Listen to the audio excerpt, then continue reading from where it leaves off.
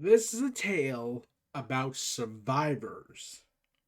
Roman from suffering from a flare up leukemia blood cancer event, Edge having to survive triple fusion neck surgery and come back to end his career on his terms, and Daniel Bryan having to retire due to concussions and returning. This is a tale, a main event filled with survivors who want nothing more than to go out on wrestling and have the damnedest match they can. And they went out and tore it. So the buildup is confusing. So originally, Roman Reigns and Edge was the plan for WrestleMania. Well, first before that, it was Roman Reigns versus Daniel Bryan.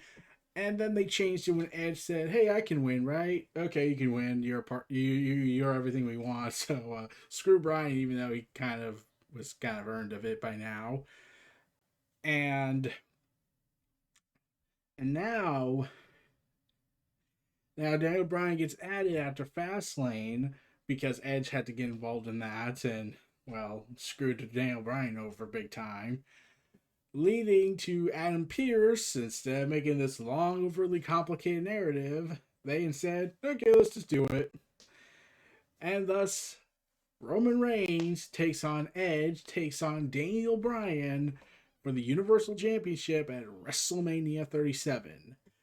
And yeah, I was mixed about the idea. Not because it was going to be a bad match, but because it Edge pointed out he lost at Fastlane. Granted, it was a screw job, so okay, that's a less damaging. But he lost the Royal Rumble, and that didn't help much. I did feel like if Edge never pitched that idea to say I want to win the Royal Rumble, that was the rumor at least, then we would have just gotten Daniel Bryan, Roman Reigns, and that would have been it. And Edge probably would have, if I had to guess, fought Seth Rollins, because now Edge is a Raw superstar, which means he'll be going back to Raw after this. I have been advocating. Sorry, Paul Heyman, I'm stealing your job. I have been the advocate of Roman Reigns having to earn, having worked for the last several months alone, that he has rightfully earned an Okada run with the Universal Championship.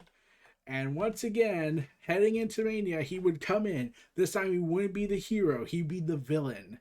He'd be the big villain, and he would demand everyone to acknowledge him. And he got it. Got what he wanted. Roman Reigns and Edge and Bryan, they just tore it down.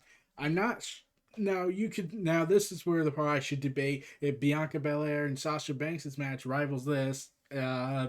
No, I'm not. It was they're both overly satisfying, over delivered main event matches that needed to have the ball thrown out of the stadium, knocked out of the stadium, and now yeah. And I actually thought the match was gonna end like in 10 minutes because the vibe I was getting from the match was like, wait, it's going way faster than I would anticipate. Like, is this ending quicker than initially intended? Because that was the vibe I was getting early on. Like Jey Uso suddenly getting more involved out of nowhere, where usually he stays around for a little bit, or if it's Kevin Owens related. And instead, they just had him get in there. Then they take him out, and then we get the match we were promised, and they tear it down. They go to war. Like, you got some incredible moments in this match. The match where we see Roman Reigns throwing Daniel Bryan over in a powerbomb onto the table, Edge spearing him over the steel steps, which was awesome. Edge and Roman doing the long fabled double spear that probably made Vince go backstage and was like, because he clearly wanted that for Goldberg and him, even though Goldberg probably would have screwed it up. Shot. And they and then Roman takes the steel chair from Edge when he tries to go for it, and he just rips it out, ripping a piece of metal out. And I generally thought Edge was gonna win for a set. He speared Roman 1, 2, 3. It was almost there, and then Daniel Bryan pulls the heel move and pulls the ref out of the ring, and it just goes crazy. Edge just like going rage mode, ready to just start killing. And I gotta just laugh at this. WWE was more concerned about Edge looking old because, old people don't get older, right? Don't get old looking, right? That's just a fabled myth, right? So they instead dyed his hair, his beard, to be more of his natural hair color, and then they dyed it way too much in the WrestleMania entrance, and I was like, yeah, they're not being subtle about it. And I'm just thinking to myself, Bianca and Sasha need to build a really good build moment, and along with the rest of the card, and you instead want to be more concerned about Edge if he looks old or not. I don't think anyone even cared. Like, that was the most we don't care acting out of careness I've seen in WWE, and that's weird, and that's saying something. Like, probably since Nakamura did the German suplex on Cena, and despite Cena apologizing, Vince went and bat for Cena, saying, "I'm offended for Cena. He may have accepted your apology, but I'm not gonna accept it. Damn it! You're gonna lose to Jinder Mahal, and it's gonna be humiliating." And then we get this awesome, crazy moment where Roman is trapped in a crossface, which I'm pretty sure brought up some uncomfortable memories when you think of the guy that WWE favors taking on the guy that looks like he has no shot, doing a crossface in the middle of the ring. Yeah, that kind of brought up some memories. And then Roman's breaking out. I thought he was going to do what he did to Bryan, but to Edge. But instead, Edge thinks quick, grabs the metal bar from the chair that broke off, and plies it into his mouth, and just starts pulling with all his might. Roman's about to tap. He's about to tap out. Bryan catches it, and they both apply he applies the yes lock in, which I'm pretty sure made Roman's shoulders extended out due to the fact that had to hurt. And then Edge and Bryan are headbutting each other left and right. In fact, when Bryan tried to go for a forearm punch, he hit Roman more. Yeah. And Roman is just like, Roman's just out. Bryan tries to get a shot in, and Edge is able to get back out of this, but then Edge is like, he's gonna lose it. He's gonna do the concerto, and he grabs the chairs near the end. He places a chair under Roman's head. He places a chair under Bryan's head, and Bryan's head is concertoed to Bryan's head. And I was like, it was already pushing. Like, it's already annoying enough as it is that Bryan does the two headbutts, because diving headbutts, because Chris Benoit was not cautionary tale enough, and now we do. Hey, let's give Bryan a concerto shot, because that definitely wasn't going to make people get concerned. And then right before Edge can deliver this crazy, maddening look, and he's about to strike Roman down, like he would probably say, "Long live the king." Jey Uso makes the save, but Edge takes him down, and then Edge eats a spear from Roman. After Edge takes down Jey Uso with chairs, in the middle of the ring, Roman puts Edge's head to a chair and finishes it off with a concerto shot to Edge, and Edge is out. Then Reigns, in a genius move, knowing that if he doesn't do this, it's going to probably risk a kick out. He puts Bryan and Edge on top of each other. Roman gets the cover. 1, 2, 3. Roman has retained the WWE Universal Championship of the world. And I'm just thinking, awesome. Yeah, awesome. I actually was worried for a sec that they would both be stupid and say, Edge pinned Bryan, so therefore Edge wins. which would have been really stupid and made everyone at the end feel stupid. But instead they said, Roman won, he's the champ, he's the head of the table still. And I'm just like... So yeah, see, I can praise when WWE gets it right. Okay? Is that okay with you? Are you happy? Is that okay? And I went back on Twitter after the show and I just wrote 2020, 2021, 2022, 2023. Roman Reigns, hashtag Roman Reigns has earned a Kazuchika Okada run as the definitive Universal Champion. Hashtag WrestleMania, acknowledge him as WWE's answer to Kazuchika Okada. I am still on that proponent viewpoint. Roman Reigns has definitely earned Okada run at the top.